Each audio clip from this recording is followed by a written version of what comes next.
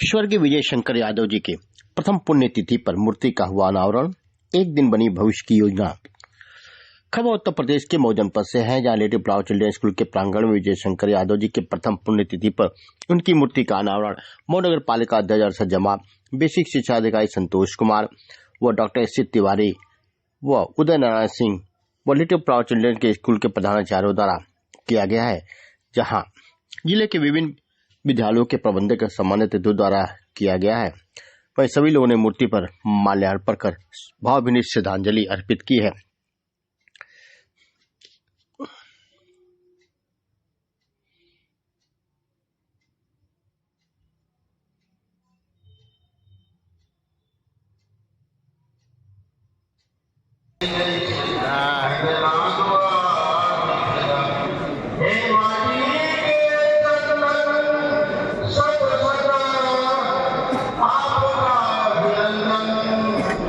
Gas खोदी गई थी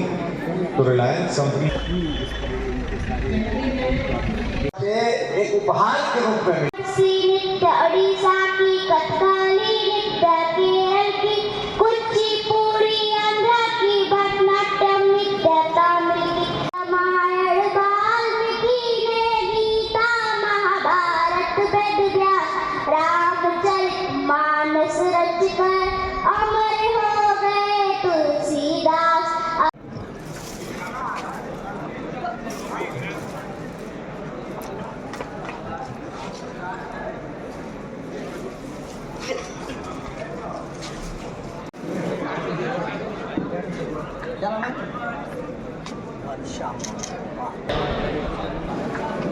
एक ग्रुप फोटो ले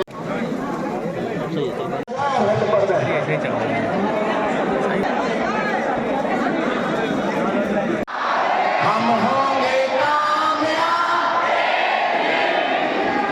हो मन में है हम होंगे कामयाब। Thank you very much.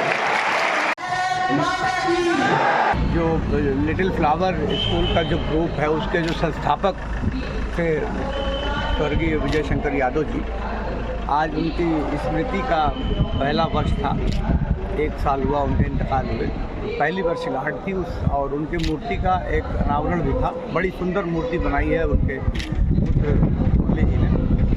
उसी में हम लोग आए थे और आज उस पर बहुत सारी चर्चा हुई और आज पता चला कि 10,000 बच्चे आपके विद्यालय में, अलग अलग जो ब्रांचेज हैं उसमें 10,000 बच्चे पढ़ते हैं। तो ये हमारे लिए बड़े सौभाग्य की बात है कि लिटिल फ्लावर स्कूल जो बहुत बुनियाद से चला, बहुत छोटे स्कूल से बना और गरीबी को चूँकि इन लोगों ने बहुत करीब से देखा है, तो या इनके विद्यालय में गरीब बच्चों के लिए भी शिक्षा की व्यवस्था है। आज 2 बच्चों को इन्होंने गोद लिया और ये कहा कि ये जितना पढ़ना चाहेंगे, इनके शादी ब्याह तक की जिम्मेदारी लिया है। दूर के बच्चे हैं, गाँव के देहात के बच्चे हैं, तो एजुकेशन के साथ साथ समाज का भी काम करने का जो जज्बा है मुरलीधर यादव का, उसको तो भाई सलाम है। बेशक आप लोग अपनी फील्ड में भी एक्सपर्ट हैं और फील्ड फैल कर सोशल एक्टिविटीज़ में भी साथ रहते हैं, तो ऐसे लोगों को आगे और आना चाहिए और लोगों को इससे नहीं। बच्चे तो यादव बहुत संस्कार है, बच्चों को तरबियत दी जाती है अच्छी शिक्षा के साथ साथ। यादव सब कुछ बेहतर है और तरक्की करे। लिटिल फ्लावर ग्रुप जो है हमारे साथ one day for future planning कार्यक्रम के तहत यहाँ इकट्ठा हुए थे और आज के दिन को हम लोगों ने इस विद्यालय के संस्थापक शिक्षा रत्न विजय शंकर यादव जी की पुण्यतिथि पर उनकी एक प्रतिमा का भी इस प्रांगण में अनावरण हुआ। जैसा कि आप सब जानते हैं कि ये उनके द्वारा बनाया गया पहला विद्यालय था, तो इसीलिए उनकी यहाँ प्रतिमा भी लगाई गई और बच्चों के साथ एक इंटरेक्शन सेशन IIT BHU के मेंटर श्री अनुपम रघुवंशी जी द्वारा लिया गया और काफ़ी अच्छा कार्यक्रम रहा। बच्चों को भविष्य की प्लानिंग के लिए आज जो टिप्स उन्होंने दिया बहुत ही सारगर्भित रहा और मैं चाहता हूं कि जो स्कूलों के अंदर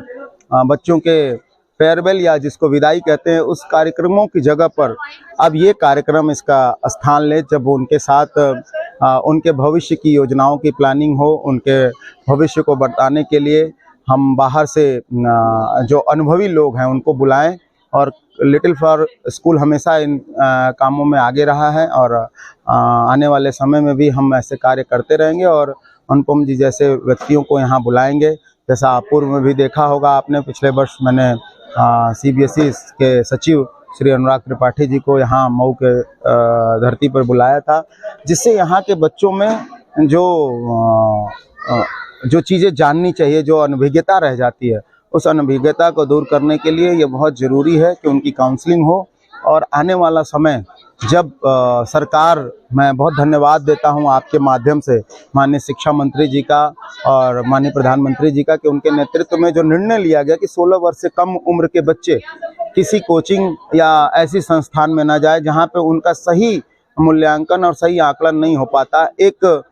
दिखावे की दुनिया में वो जीने लगते हैं, और जब वो अपने चीज़ों को पूरा नहीं कर पाते या जो उनके माँ बाप उनके पे जो खर्च करते हैं उससे जब वो उसका आकलन करते हैं कि मेरे ऊपर तो बहुत पैसा खर्चा हो गया, मैं कुछ कर नहीं पा रहा हूँ, तब वो अपनी ज़िंदगी को, लीला को समाप्त करने की कोशिश करते हैं। और आपने देखा होगा कि पूर्व में बहुत सारे बच्चे सुसाइड कर लिए, जिनका आपको अखबारों के माध्यम से और न्यूज़ चैनलों के माध्यम से आपने देखा होगा कि बहुत सारे बच्चों ने सुसाइड कर लिया। मैं धन्यवाद देता हूँ शिक्षा मंत्री धर्मेंद्र प्रधान जी का, कि जिन्होंने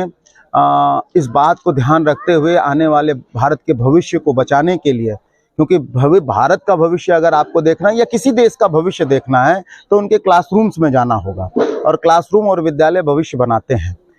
इसलिए मैं उनका धन्यवाद देता हूं कि उन्होंने उनके भविष्य को बिगड़ने से रोका है। और निश्चित तौर पर जब 12वीं तक की एजुकेशन बच्चा लेकर जाएगा, और जैसा कि आपने अनुपम जी को भी सुना होगा कि आने वाले समय में सरकार की प्लानिंग है कि सारी परीक्षाओं के लिए बच्चों को सिर्फ एक परीक्षा देनी हो, वो हो CUT। उसी से बच्चा IIT में भी जाए, उसी से बच्चा नीट में भी जाए, उसी से बच्चा देश की जितनी भी अच्छी यूनिवर्सिटीज़ हैं या जो भी यूनिवर्सिटी हमारे देश में काम कर रही हैं उसमें पढ़े, और कहीं बच्चे के अंदर ये हीन भावना ना आए कि वो कुछ नहीं कर सकता। हर बच्चे में एक अलग प्रतिभा होती है, हर बच्चा एक अलग माइंड के साथ जन्म लेता है, और भगवान ने हर बच्चों के अंदर नैसर्गिक कुछ न कुछ प्रतिभाओं को दिया है। कोई अच्छा पेंटर होता है, कोई अच्छा म्यूजिशियन होता है, कोई अच्छा सिंगर होता है, किसी बच्चे की मैथ्स बहुत अच्छी होती है, किसी बच्चे की इंग्लिश बहुत अच्छी होती है, किसी बच्चे की हिंदी बहुत अच्छी होती है, कोई बच्चे को ज्योग्राफी में इंटरेस्ट है, किसी बच्चे को हिस्ट्री में इंटरेस्ट है। तो इसलिए जब तक वो पूरी स्कूलिंग नहीं करेगा, जब तक उसको ये ज्ञान नहीं होगा कि मुझे क्या पढ़ना है, क्योंकि 10वीं तक की जो हमारी एजुकेशन है वो सब कुछ पढ़ता है, जब 11वीं में जाता है तो उसे कुछ सब्जेक्ट छोड़ना होता है, कुछ अडॉप्ट करना होता है। ये तय कब करेगा? जब तक वो तय करना होता है। कोई मीडिया के माध्यम से, मैं आपको दोष नहीं दे रहा हूँ, या जो ये आजकल विज्ञापन है, इनके माध्यमों से तमाम तरह की चीजें दिखाई जाती है, और बच्चों को, हमारे खास करके पूर्वांचल में, केवल एक ही चीज हम जानते हैं कि बच्चा IIT में गया कि नहीं, बच्चा नीट क्वालिफाई किया कि नहीं, बच्चा इंजीनियरिंग में गया कि नहीं, सिर्फ इसी को हम तय करते हैं। बड़े शहरों में थोड़ा इससे ज़्यादा जानकारी है, लेकिन कहीं ना कहीं बच्चों के पास जानकारी का अभाव है, और ये हम स्कूलों का दायित्व बनता है कि हम उनको ये बताएं कि केवल IIT, केवल नीट ही उनकी मंजिल नहीं है। जैसा कि आपने अनुपम जी को सुना होगा कि आर्ट्स पढ़ने वाले बच्चे के पास 300 से ज़्यादा कोर्सेज हैं, मैथ्स पढ़ने वाले के पास बच्चे के 150 से ज़्यादा कोर्सेज हैं, साइंस पढ़ने वाले बच्चे के पास 100 से ज़्यादा कोर्सेज हैं, लेकिन हम जानते सिर्फ 2 को हैं, हम जानते सिर्फ 3 को हैं। इसलिए हम तैयारी कर रहे हैं कि ऐसे कार्यक्रम होते रहें। और आज इस पुण्यतिथि के दिन मैं अपने पिताजी की याद में, मैंने 2 प्राथमिक विद्यालय की बच्चियों को भी गोद लिया है, और गोद सिर्फ उनके एजुकेशन के लिए नहीं, उनको पूर्ण रूप से मैं अपनी बेटी की तरह उनका लालन पालन करूंगा, और वो जितना पढ़ना चाहेंगी उनको पढ़ाऊंगा। क्योंकि मेरे पिताजी एक बहुत ही गरीब परिवार से अपनी जीवन यात्रा शुरू किए थे, और वो ये कहते थे, वो एक श्लोक हमेशा हम लोगों को सुनाते थे, एक लाइन सुनाते थे कि गरीब पैदा होना कोई गुनाह नहीं है, लेकिन गरीब रहते हुए मर जाना ये गुनाह है। तो हम शिक्षा का देने का काम करते हैं, और ऐसी सभी प्रतिभाओं को, जो एक्स्ट्राऑर्डिनरी बच्चे होंगे और उनके पास संसाधनों, पेरेंट्स टीचर्स मीटिंग का आयोजन करते हैं। प्रिंसिपल अपना दरवाज़ा खोल कर बैठते हैं कि आप आइए, उनसे बात कीजिए अपने बच्चे के बारे में, क्योंकि टीचर जितना बढ़िया बता पाएगा, क्योंकि माँ बाप बच्चे को अपने बच्चे के रूप में देखते हैं, माँ बाप अपने बेटे को बेटे के रूप में देखते हैं। मैं इतना बड़ा हो गया हूँ, लेकिन अगर मेरी माँ यहाँ बैठी हैं तो उनके लिए मैं वही बेटा हूँ जो जन्म लिया था। तो माँ बाप के अंदर इमोशंस होते हैं, टीचर्स के अंदर उसको परखने की क्षमता होती है। तो मैं पेरेंट्स से अनुरोध करता हूँ कि पेरेंट्स मीटिंग में जरूर आएँ, और समय समय पर आकर स्कूल के प्रिंसिपल से मिलकर अपने बच्चे के हर एक्टिविटीज़ को जाने कि आपका बच्चा क्या अच्छा और ख़राब कर रहा है। आपके माध्यम से मैं एक बात ज़रूर कहना चाहूँगा कि अच्छी पेरेंटिंग ही अच्छा भविष्य बना सकती है। बिना अच्छी पेरेंटिंग के किसी स्कूल, किसी कॉलेज, किसी भी व्यक्ति के पास इतनी ताकत नहीं है कि कोई किसी बच्चे को अच्छा बना सके।